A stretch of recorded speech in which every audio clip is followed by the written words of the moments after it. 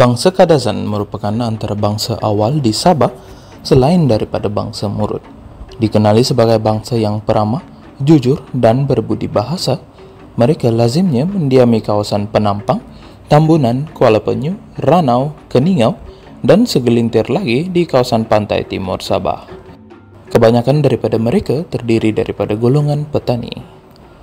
Pada 10 Oktober 1939, lahir Simon Peter Joynot Mojuntin kepada pasangan bernama Min Jamin Lim dan Mojuntin Matanol yang menetap di Kampung Hungap, Penampang, kira-kira 10 km dari Pekan, Kota Kinabalu.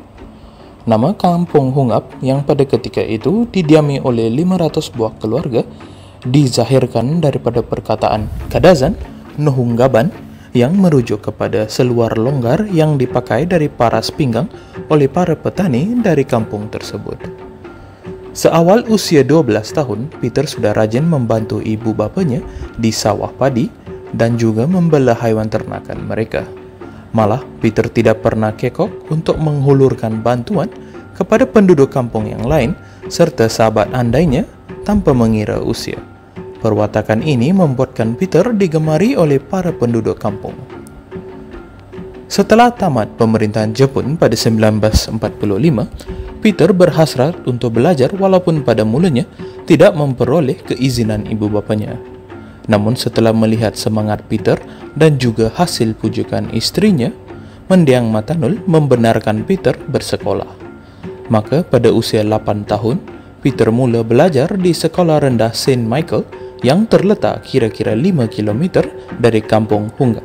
Di sinilah terjalin hubungan yang akrab antara pengetua sekolah, Reverend Father Predre, dan juga Peter.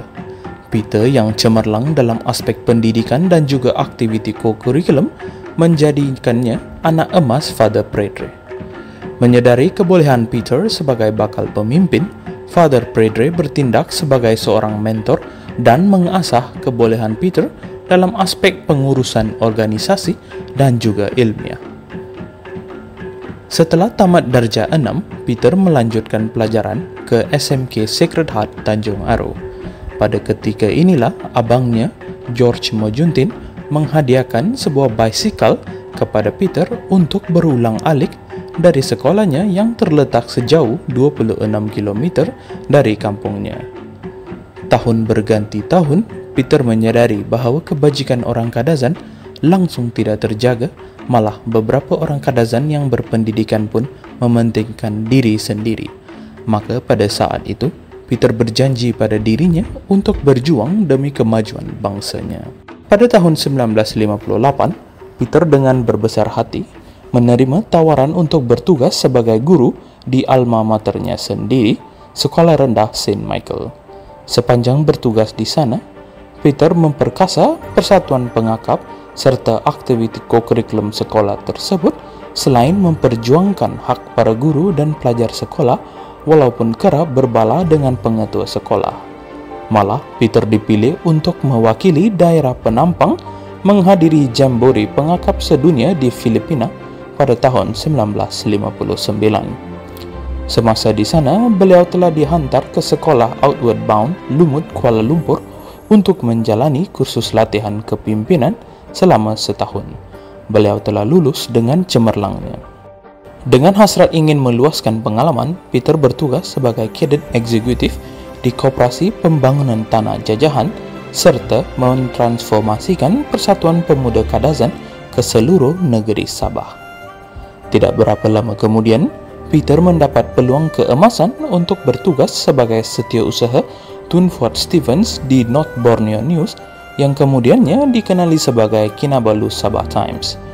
Kerja di syarikat surat kabar memberi pengalaman yang luas kepada Peter dari segi politik dan juga sosial.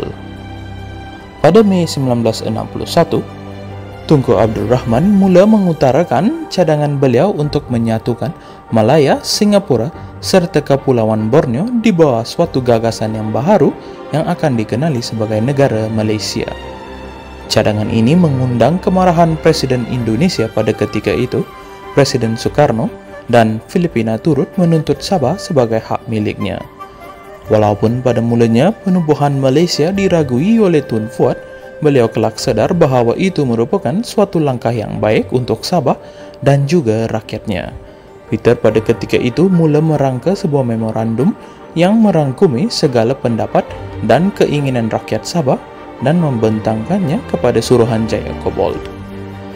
Walaupun terdapat ramai wanita yang minat padanya, hati Peter terpikat pada seorang wanita bernama Nancy Mary Mobijone pada 9 Mei 1961 yang juga merupakan hari pertama pesta menuai. Peter mendirikan rumah tangga bersama Nancy. Perkawinan tersebut yang dikenali sebagai Wedding of the Year dihadiri oleh ratusan lapisan rakyat. Pada Mei 1966, Peter menjadi pengerusi Majlis Daerah Luar Bandar Kota Kinabalu, dan di bawah naungannya, Dewan Masyarakat Tun Fort Stephens telah dibina serta rangkaian jalan raya yang baharu dan jambatan telah dibina demi keselesaan penduduk kampung. Menyadari kekurangan penglibatan bangsa Kadazan dalam arena politik, Peter sanggup mengharungi perjalanan ke pedalaman Sabah untuk berinteraksi dengan orang asal untuk memahami cabaran yang diharungi oleh mereka. Usaha Peter berbaloi kerana mereka mula menerima Peter sebagai pemimpin mereka. Dengan berjayanya misi Suruhanjaya Kobold, negara Malaysia ditubuhkan pada 16 September 1963. Tun Mustafa dipilih sebagai Yang di-Pertua Negeri Sabah yang pertama, manakala Tun Fort Stephens dilantik sebagai Ketua Menteri Sabah yang pertama. Walaupun dilantik sebagai Yang di-Pertua Negeri, Tun Mustafa rasa bahawa bidang kuasanya amatlah terhad jika dibandingkan dengan kuasa Ketua Menteri yang diperoleh oleh Tun Fuad. Maka berlakulah pergelutan kuasa yang berakhir dengan peletakan kuasa oleh Tun Fuad sebagai Ketua Menteri Sabah yang pertama. Peter lantang menyuarakan bantahannya terhadap isu ini, dan juga terutamanya apabila Singapura disingkir daripada gagasan Malaysia, dan juga ketika Datuk Stephen Kalong Ningkan disuruh letak jawatan sebagai Ketua Menteri Sarawak. Peristiwa peletakan jawatan Tun Fuad mula membelah rakyat Sabah kepada dua pihak yang bermusuhan antara satu sama lain. Muncul bulan April 1967, persediaan untuk pilihan raya negeri pertama di Sabah mula berlangsung. Parti USNO di bawah pimpinan Tun Mustafa dan UPKO di bawah pimpinan Tun Fuad berkempen untuk mendapatkan undi rakyat Sabah. Peter yang bertanding di Dun Moyok hanya sempat berkempen selama beberapa hari sebelum berjelajah ke pedalaman Sabah untuk bertemu rakyat dan memohon undi mereka untuk parti UPKO.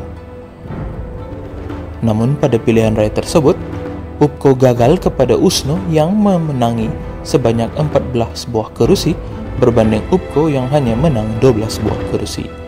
Peter yang bertanding di Dun Moyok mencapai kejayaan dengan sebanyak 6,908 undi. Hasil daripada pilihan raya tersebut, Tun Mustafa dilantik menjadi Ketua Menteri Sabah, manakala Tun Fuad pula membuat keputusan untuk membubarkan parti UPKO disebabkan oleh masalah kewangan dan juga untuk mengelakkan pemanjangan konflik.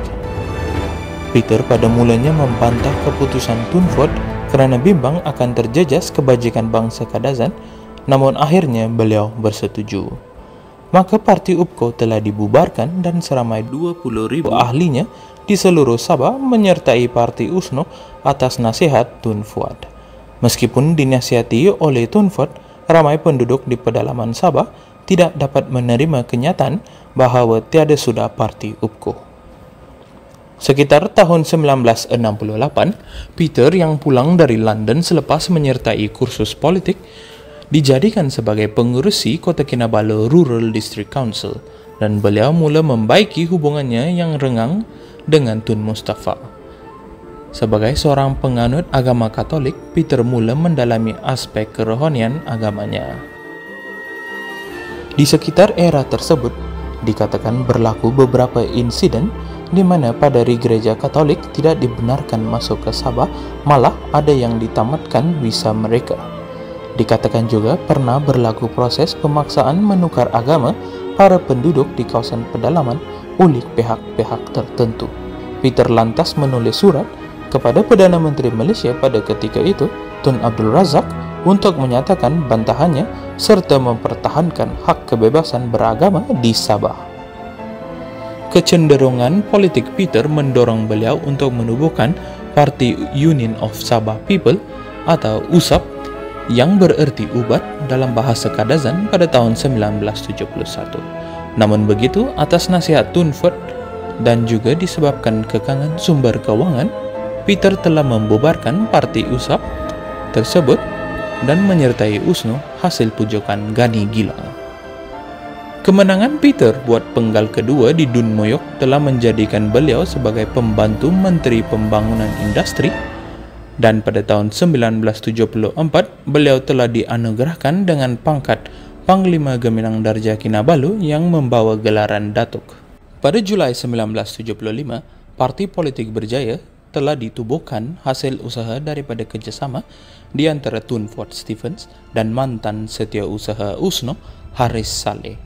Ramai menteri dan timbalan menteri dari USNO yang menyertai Berjaya, dan akhirnya Tun Mustafa letak jawatan dipercayai akibat daripada konflik dalaman dan juga perselisihan faham dengan Tun Hussein Hon, Perdana Menteri Malaysia yang ketiga. Menjelang pilihan raya negeri pada April 1976, Datuk Peter kembali berkempen ke seluruh pelosok pedalaman Sabah dan bertemu dengan semua lapisan masyarakat. Apabila tiba hari pilihan raya, ribuan rakyat Sabah keluar mengundi untuk memilih pemimpin mereka. Suatu pertempuran yang sengit berlaku di antara USNO dan Berjaya. Tepat pada jam 1 pagi, 15 April 1976, keputusan pilihan raya diumumkan dan Berjaya memenangi 25 buah kerusi daripada 40 buah kerusi dan sekaligus memperoleh kuasa untuk membentuk Kerajaan Negeri Sabah. Datuk Peter pula mengekalkan dominasinya di Dun Moyok dengan meraih undi sebanyak 4,020. Datuk Peter Joinut Mojuntin mengangkat sumpah sebagai Menteri Kerajaan Tempatan dan Perumahan Sabah, manakala Tun Ford Stephens dilantik menjadi Ketua Menteri Sabah. Setelah sekian lama, perayaan Pesta Keamatan pada tahun 1976 disambut secara besar-besaran buat julung kali di Penampang. Datuk Peter bersama Tun Ford turut beserta dan memeriahkan upacara tersebut sambil meminum minuman tapai yang disediakan serta bergaul sapa bersama-sama tetamu yang hadir untuk mengucapkan tahniah ke atas kejayaan mereka. 52 hari selepas menjadi menteri, Datuk Peter pada 5 Jun 1976 bertolak ke Labuan untuk merasmikan cawangan Parti Berjaya yang baru saja dibuka.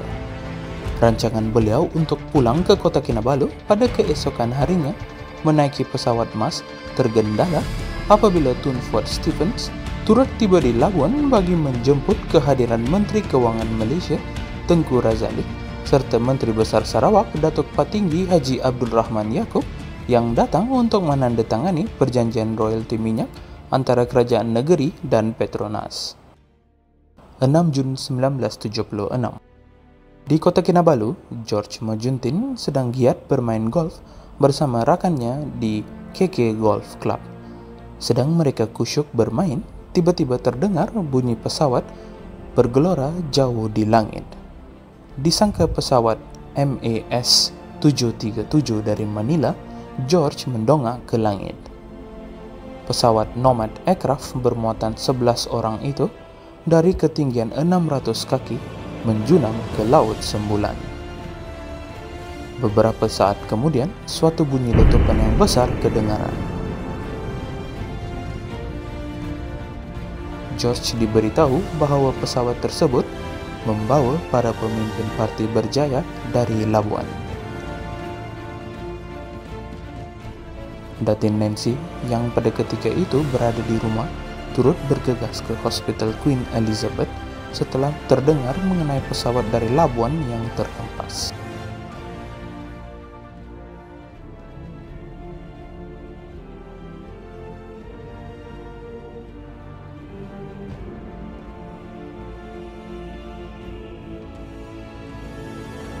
Tepat pada jam 3.41 petang, Datuk Peter Joinut Mojuntin diisytiharkan telah meninggal dunia pada usia 37 tahun.